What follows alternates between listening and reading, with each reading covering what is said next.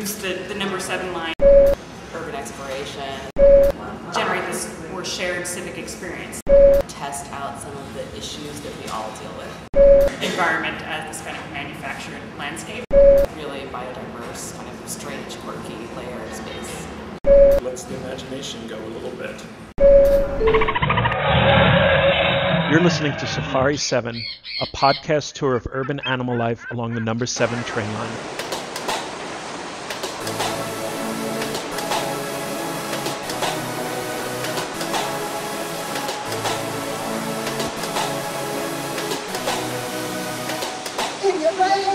I'm Kay Orth, assistant professor at GSAC and co-director with Jeanette in the Urban Landscape Lab. I'm Glenn Cummings.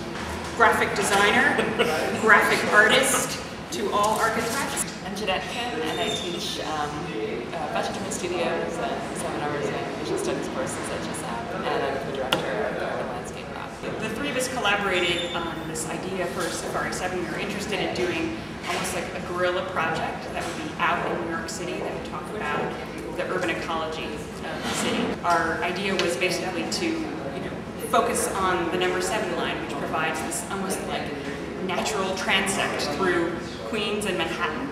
We basically thought about this sort of transect concept as something that would hit not only the sort of social system, but also as a way of kind of offering this lens into looking at animal life in New York City. It's usually like nobody pays attention to it because people are on the train all the time, especially in cities. But it's very different than being in a car in that you don't have to steer.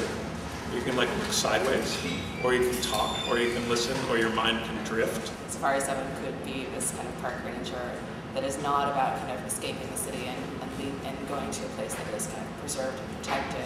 Safari7 could operate as a park ranger that like guides you through your own space. We're actually kind of trying to change that role of a park ranger to be a less passive experience. You're not waiting for other scientists to tell you what's going on. You actually observe your own surroundings directly and kind of take in that information. Listening to a podcast that somebody else has made, but at the same time, just even the idea of reframing the number 7 line as an urban safari almost forces you to like experience your environment differently rather than just reading the newspaper as you're going through the Steinway Tunnel, under the East River. You're kind of thinking about this sort of cut and fill and dredge operations that happened. They excavated the basin of the river and piled it up to make this island. And you're not just on the kind of receiving end of a science concept that's brought to you by experts. It's sort of this notion that you're generating this sort of scientific observation, and just in the same way or in a parallel way that like urban landscapes are generating niches of ecology, so that nature is something that is made but not necessarily found. Instead of writing papers or like creating books initially about it, it's a way to try and just engage people directly, where anybody with an MP3 player anyway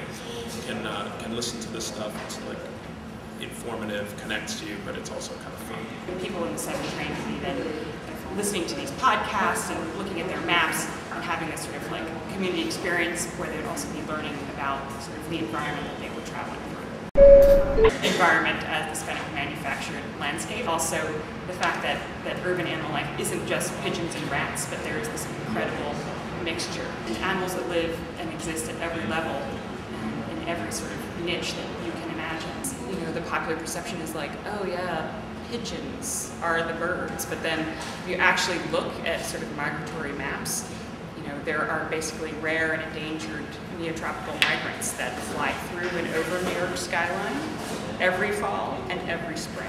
We're working with educational consultants to develop toolkits for 4th graders and 11th and 12th graders to kind of be able to plug into this thing. What we're trying to do also is to be able to evolve the project so it can kind of hit at different levels. So, so there would be a 4th grade kind of level of interactivity, there would be senior in high school, undergraduate, and then sort of commuter, daily user level of interaction. It finds a home in all of these different places, like in education in schools.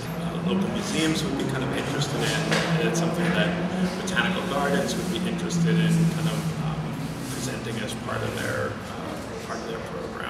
that there's aspects of it that tie into a bunch of different educational and visual or whatever programs that people already have, because it's so specific, but also it's kind of really open-ended. In crafting the language, we tried to be really direct about what we were kind of asking people to be involved in, but also tried to use language that would capture people's imaginations. How bizarre is that? There's 500 of these birds left in the world, and there's one on the ground in Times Square.